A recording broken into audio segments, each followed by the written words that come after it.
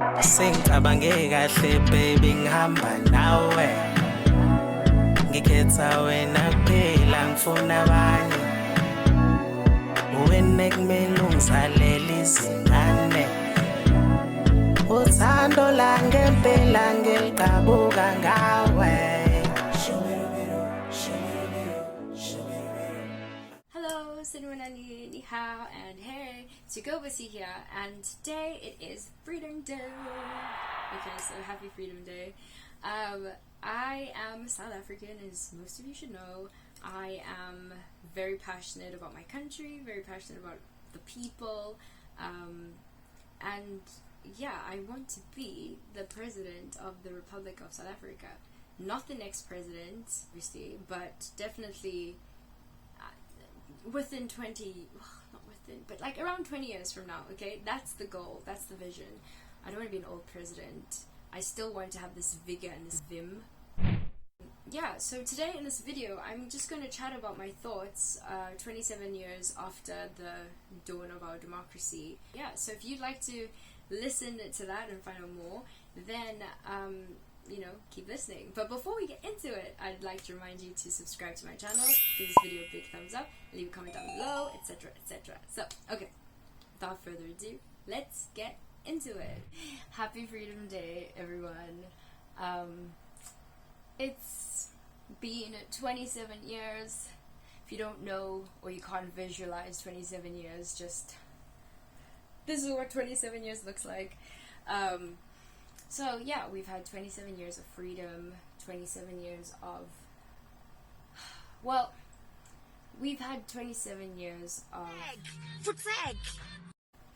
I don't want to be contentious. What have we achieved in the 27 years that we've had freedom? Zuma must fall, Zuma must fall. Well, we've achieved a lot. We've achieved a lot, but the problem is that most of the things that were achieved, the big things, the strides, they were made very early on. So I'm talking 94, 95, 96. Very little has kind of been done from my perspective after that by our, you know, democratically elected officials. So it's a little bit disheartening.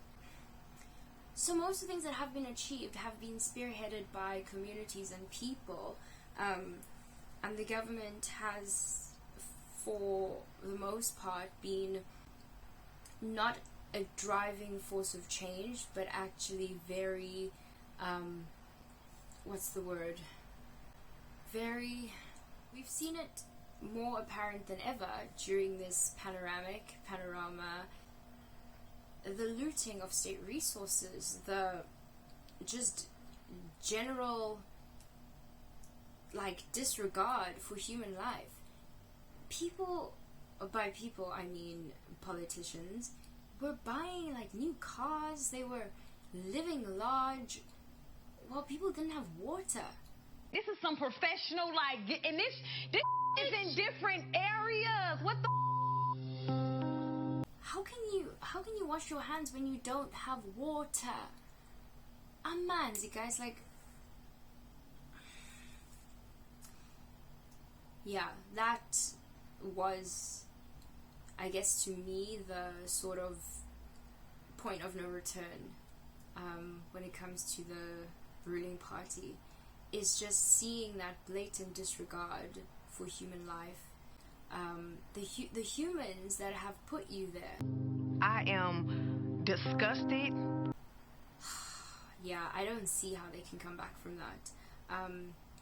Luckily, I've seen some people in my family who were very, diehard, staunch supporters of the ANC kind of say that they will never vote for them again. So, yeah, I think we need to really be intentional with our votes in the next elections, and to also focus on not just the national elections, not just the provincial elections, but also the lower level.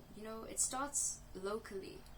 Like, it really does start locally. But I think with this new... I realized that I didn't really explain this properly, but in 2020, in July, the Constitutional Court passed a judgment declaring certain provisions in our Electoral Act to be unconstitutional.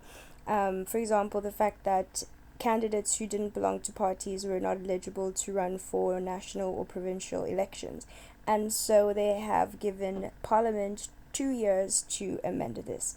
So that is what I am speaking about. In the beginning, I was a little bit like, but now I'm in full support of that, because we need to know who we are electing, and we need to be able to point at the person who is letting us down, right? So, not because a lot of things that happen, even in local elections, because a person does campaign as an individual, but they obviously belong to a party.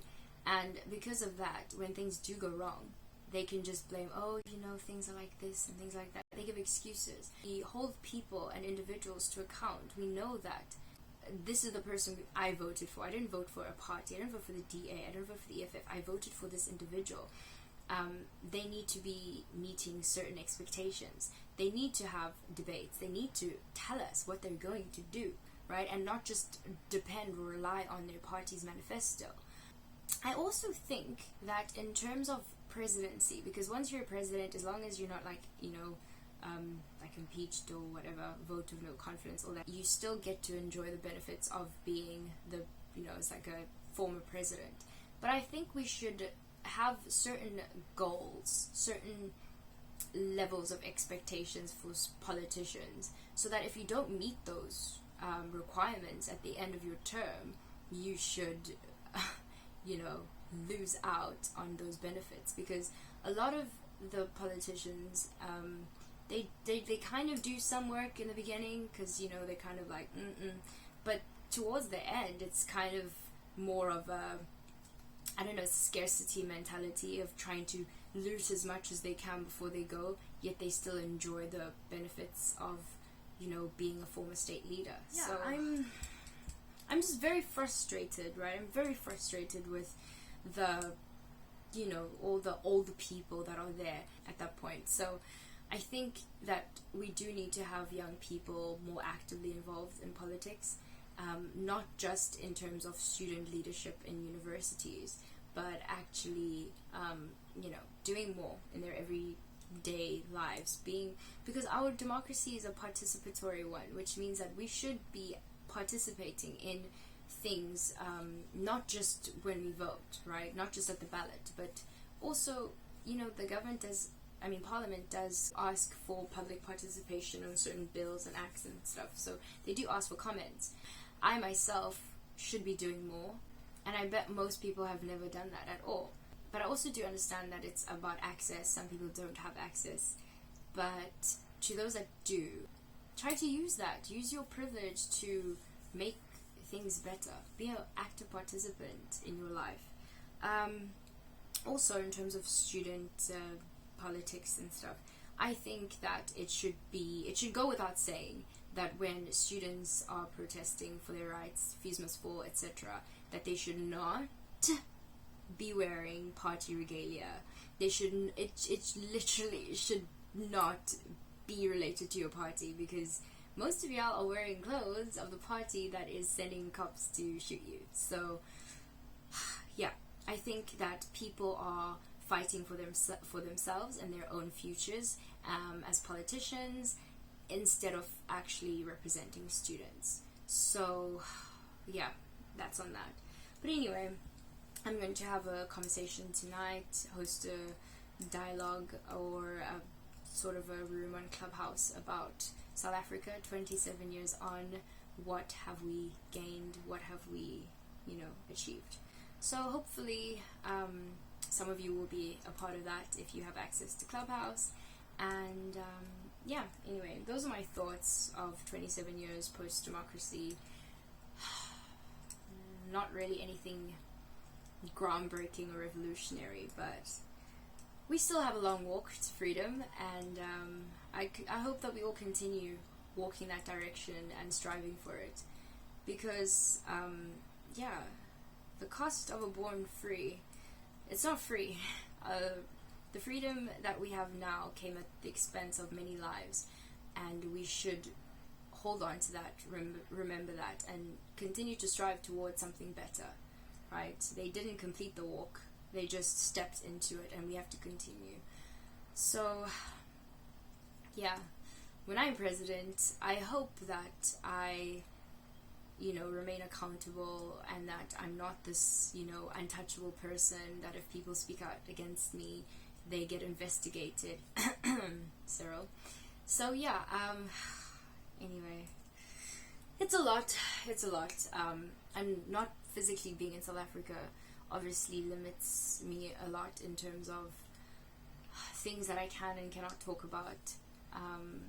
But yeah, I recognize the privilege that I have, but I am still also aware of issues that exist, and I won't stop fighting, right? I won't stop doing what I can, even in my everyday life here, to try and improve the lives of South Africans, all Africans, South Africans in particular, black women and children, even more so in particular. But yeah, in terms of my daily life, I'm still working on trying to get our non-profit organization off the ground and get it registered.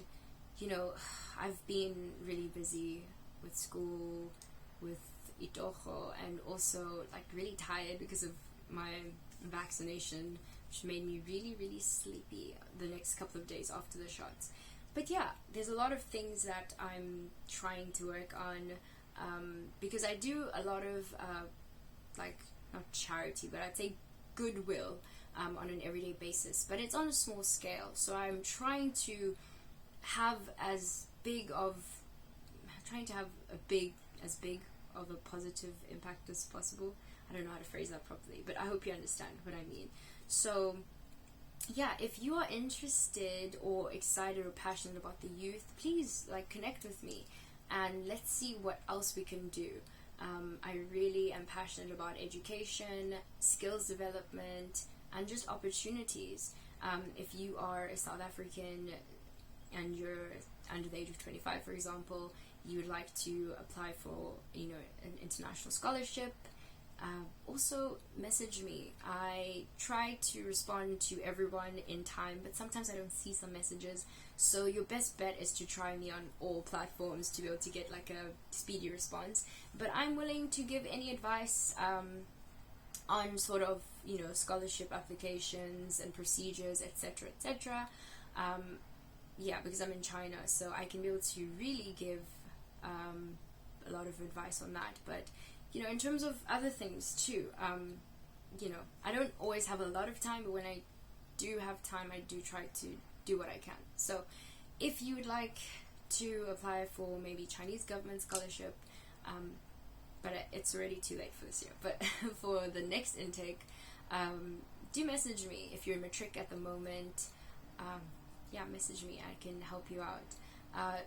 Currently China's borders are closed to South Africans, so you wouldn't really be going now, but hopefully by next year that things are back to normal. So yeah, anyway, back on track with this 27-year progress and process. I think that we still have a very long way to go, but I appreciate that people, the everyday citizen, is kind of waking up to it and trying to do more, and realizing that we can't wait for our government to act. We can't wait for them because we'll wait forever, right? Sort of waiting for Godot, right? So I appreciate that there is a lot of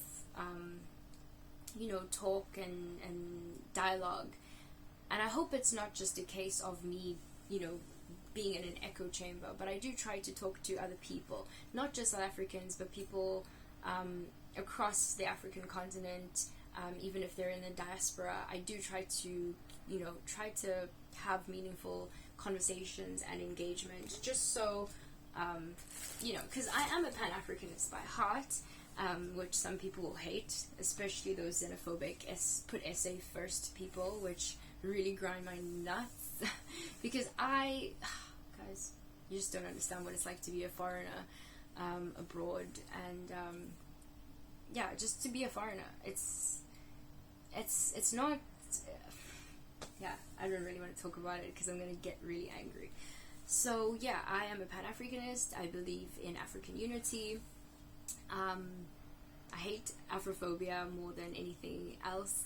I think it's worse than racism. Even though it is a symptom of racism itself and white supremacy, I just can't stand it. Especially being here, being black in China, seeing another black person, like, it's an automatic, just, I'm happy. I don't care if you're South African or not. And most of the time people don't care where I'm from either. You're black, I'm black, cool, let's talk. So yeah, anyway, I hope I see you guys soon, and let's chat, let's talk about it.